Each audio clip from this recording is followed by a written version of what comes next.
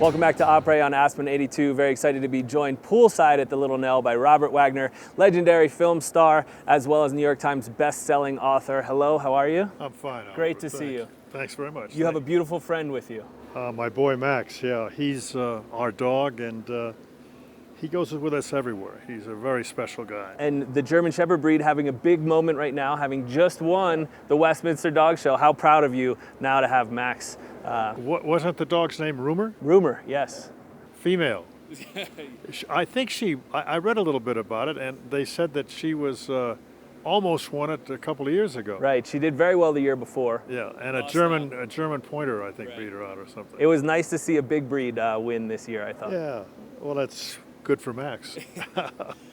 So a new book out, coming out just the end of last year. Tell me about I Loved Her in the Movies.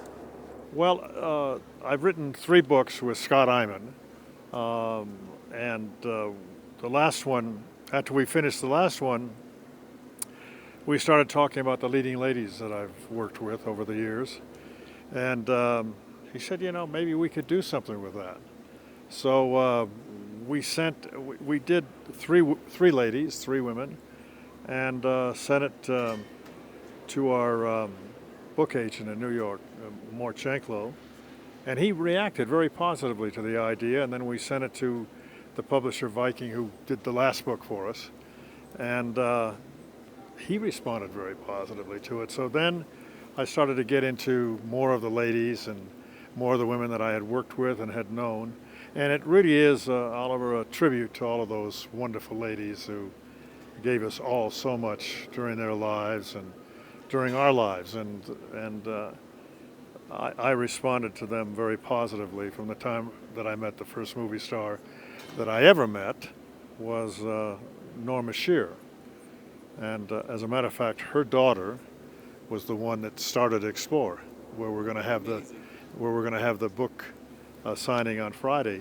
and we were kids together, and I went to school with her, with Norma Shear's son.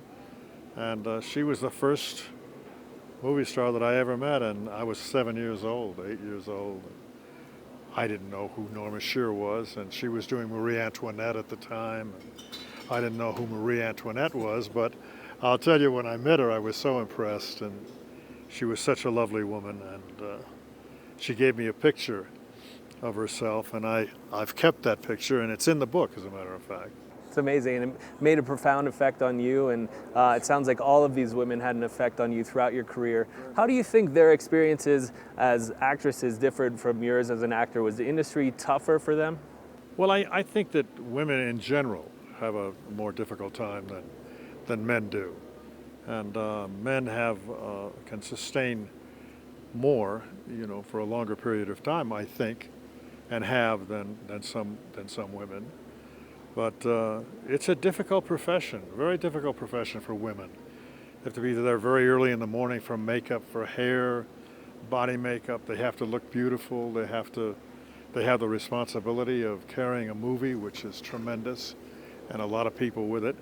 And I think it's more difficult for them in many ways because, well, it's very difficult to be a mother and to be a lover and have a relationship and have a career. It's very difficult. So in your respect for all of these women really comes through, as well as this something that you've had working with them and seeing them through the industry. Did that leave you with a kind of a profound respect for women in general and actresses specifically? Yes, it does, Oliver, very much so. And this book is a tribute to them.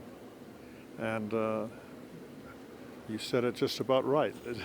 You really did, and that's true. That's my experience. Let's talk about technology in the industry. One of the interesting things is you've been a part of kind of a lot of advances in the film and television entertainment industry, one of them being going from black and white to color. How did that change, I guess, the entertainment industry in general, and specifically for maybe some of the young starlets that you worked with? You know, Oliver, it's known. I mean, you know, the motion picture industry was very reluctant on doing a lot of things. They were reluctant to going into motion pictures.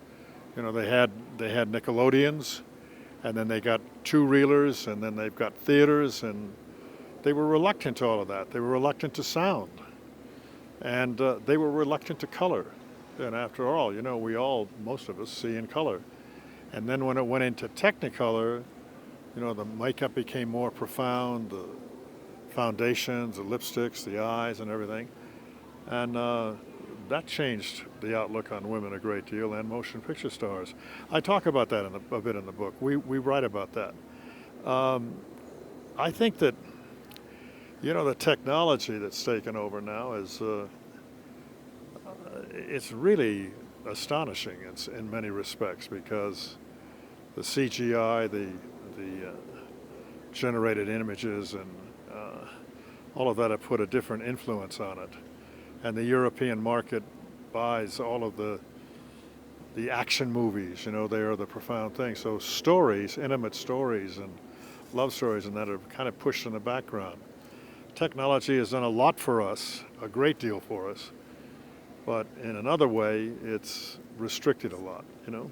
That's interesting. So we don't see the intimate love stories that we used to now. It's more of the big explosions and really a high level, big scale. Yes, and you know, those computer-generated images are, I mean, they've done some great work, but I mean, when you see a picture like India, for instance, David Lean's movie, and you see all of those people moving, thousands of people moving at the same time, you know, that was all done with green flags, yellow flags, and red flags.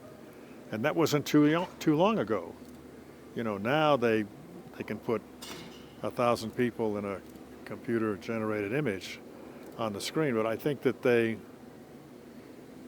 it loses the intimacy, it loses the warmth to me in some ways. And so you've made a lot of films, a lot of great television shows, and you've written 3 books. What's the difference for you in telling the personal stories in the books and then telling kind of fictional stories on the screen, and which one of those do you prefer? Well, it depends upon the script. You know, if you get a really good script, it's a wonderful privilege to be able to try to recreate those moments and make them real. That's an exciting thing to do, and if it works, it's magic, you know? That's when it's magic. So cool, and the book is amazing. Congratulations. There is an event at Explore Booksellers going on Friday afternoon. I assume we're going to hear a lot more of the great tales that are in that book, dedicated to some beautiful women from Hollywood. And of course, it's always great to catch up with you. Thank you so much for being here. Thank you so much for having me.